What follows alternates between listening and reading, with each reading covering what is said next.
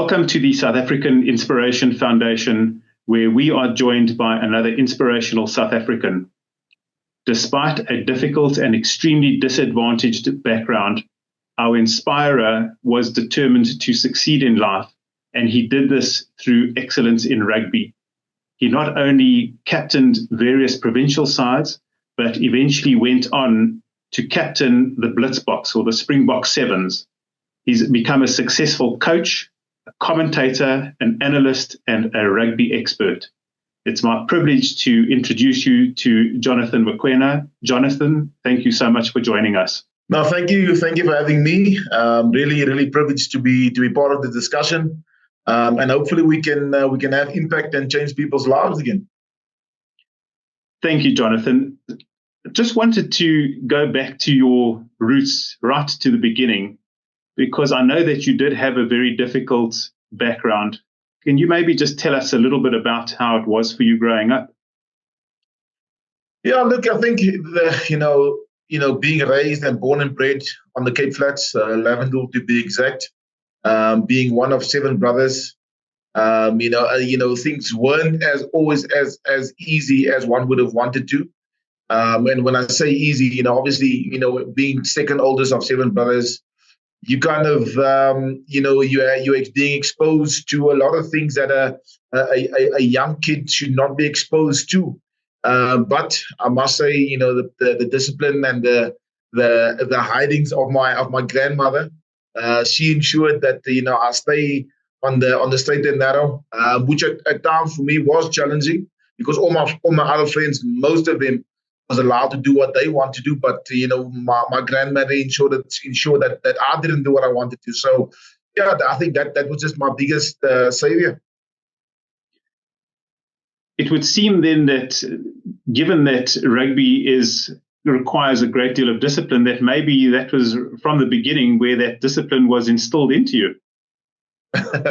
Yeah, I think so. However, I do also think that, I think my grandmother understood that if she didn't keep her hand on me, the chances of me getting lost and making the wrong decisions was definitely higher than the average kids. But I think at the same time she did the best that she could, and ensuring that whatever decisions that had to be made, whether it was me liking it or not, had to be made. But at the end of the day, I mean, now in hindsight, being older, I understand that whatever she did to the benefit of me and for the best for me. Was sport always something that you were interested in from a young age? Is that what maybe distracted you from getting involved in perhaps the wrong elements? Yeah, definitely. Just being, growing up, on the flats, I think sports was always an exposure, whether it was through a piece of tin box or plastic bottle, but sports was always there. I was blessed enough to be exposed to a lot of sport on the Cape Flats, because I do think that was the one thing that also kind of kept me busy, but busy with the right things. And so my time was always filled either with soccer, table tennis, volleyball, or cricket. And look, it wasn't always the best equipment, but we made a plan. Whether it was getting sellotape and snapping it around a tennis ball to ensure that we can kind of be Yorkers or whatever, or just maybe a piece of wood that we chisel out to ensure that we got a bat to play with. And I think that was one thing that still is, I think, on the Cape Flats, that will always be there. The fact that there's sporting opportunities, yes, it's not at the highest level, but it's something that if you really want, you can keep yourself busy with. Where were you then first exposed to rugby? So, I always tell the story, and people don't believe me. But I actually got an academic bursary to go to a Model C school back in the day. And the Model C school was Hoërskool Voortrekker in Kenilworth. Now, our primary school, and our principal, his son was at the music school next to Voortrekker in Kenilworth. And he then obviously befriended the principal at Voortrekker, and they put this program together, like you guys are doing now, to give kids from the disadvantaged community a better opportunity in life. I was lucky and blessed enough to get that, to get that opportunity to really, get the bursary to go from Prince George, which is in the community on the Cape Flats, to a model C school and being exposed to better. Now, back in the day, when you went to Voortrekker, you had to play a summer sport and you had to play a winter sport. And summer for me at the time was cricket, and the winter sport, was rugby. But it also worked in my favor because they never had. I was soccer, volleyball, table tennis was my first love, and now I get to Voortrekker, and they didn't have that, so I had to do rugby, and that's where the love for rugby started. But you excelled at the sport because you eventually went to play provincially, right? Yes, I was blessed, and looking back at it now, playing rugby actually taught me a lot of lessons, life lessons that I still apply, in my own personal life today. The fact of hard work, the fact of not giving up, fighting through stuff when it gets tough. You're not working by yourself. You have to work with other people. Obviously, me needing other people to be successful. I think those are the values that I've learned through the game, and I'm still applying it to the day. And I'm trying to teach it to my kids and whoever I work with. So yes, rugby happened by force, but I can really say that I'm glad it actually worked out the way it did. Because you eventually captained various provincial sides. Yes, I did. And again, I always say this because I never saw myself as a great leader, but I do see myself as someone that is willing to outwork whoever competes against me. And I think that's something that I pride myself on is putting in the effort. When I want to get to somewhere. So, again, blessed, really blessed, to be able to have captained the teams that I did. But today, still, I don't think I was ever the best captain, but I do think I was a captain that didn't speak a lot, just kind of led by example. Because you eventually got the ultimate accolade of captaining the South African Springbok Sevens, the Blitzboks. Yeah, and again, just another blessing, and something that someone from Lavendale, Cape Flats could never have dreamt of, never ever have dreamt of. But obviously, again, the coaches seeing something in me, and the leadership capabilities, and that for me, happened at a time where I was, between stuff, and my grandmother passed away, and not knowing what I was going to do with my life, etc. And I think that also, again, just gave me clarity in believing in myself. You also then had an opportunity that very few rugby players get, which is to play against the touring British and Irish Lions. That was 2009. Absolutely. That I remember, because I was with the Cheetahs. And then 2009, I was signed to Griquas under Davy Tron, who was coaching the team at the time. He obviously also made me captain with that team, the first black captain in Kimberley. But that would also be another springboard for me to be selected in as part of that British and Irish Lions group.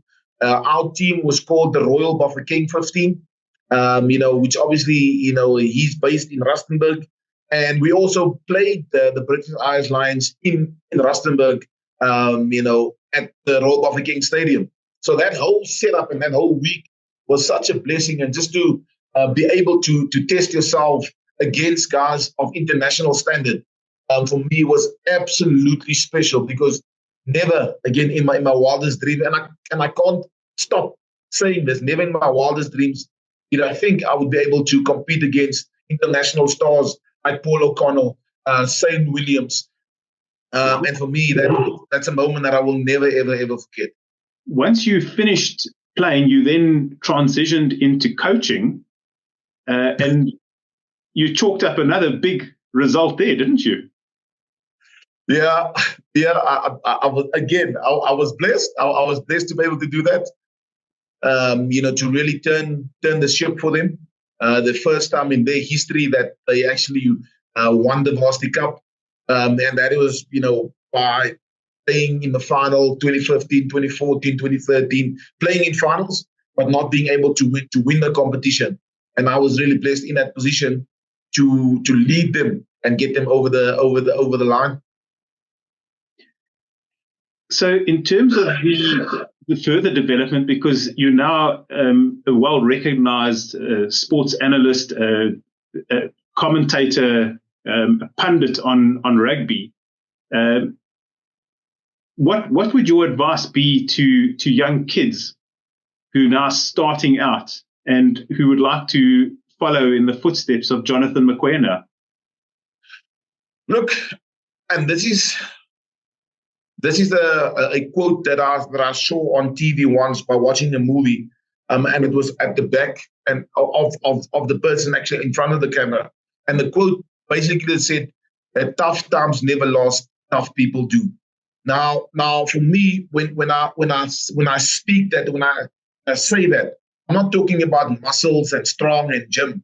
I'm talking tough between the ears, tough between the heart and the ears, and that is not giving up. When you hit a wall, go through the wall. When you get a challenge, make a plan. Because at the end of the day, if you're always going to wait for people giving you handouts, then you're always going to be that person waiting for a handout. But if you can really work hard and ensure that you are the person that is not going to take no for an answer, that you will put in extra hours, if it means you have to sleep for 2 hours or 3 hours, getting your CV, preparing your CV, be the best person, the way you carry yourself.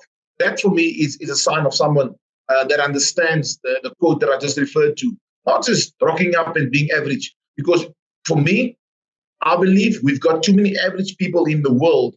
That's why that's why the world is broken. That's why we're struggling. But if you can be excellent at whatever you do, whether you're driving a BMW or you're driving a Nissan, Ferrari or whatever. For me, it's about being excellent in what you do, but also with what you have.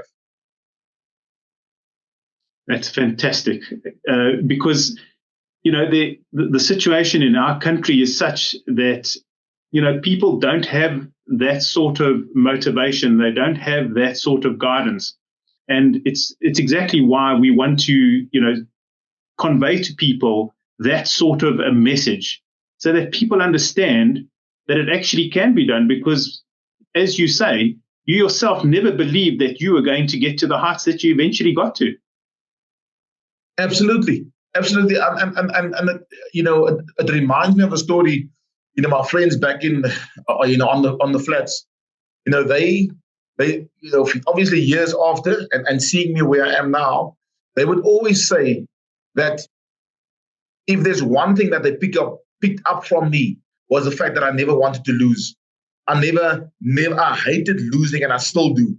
I still hate losing, and so I think that is also something. You don't need the best, but it's a mindset that you want, that you need to work on, of not giving up, not just saying it's okay if you're getting 50% and there's more. So I think that's something that I think more people need to get into their beings, into them being who they are, because ultimately it's you versus you. Yes, you're going to need people to get to the top, but if you don't have the drive from within, you're always going to struggle.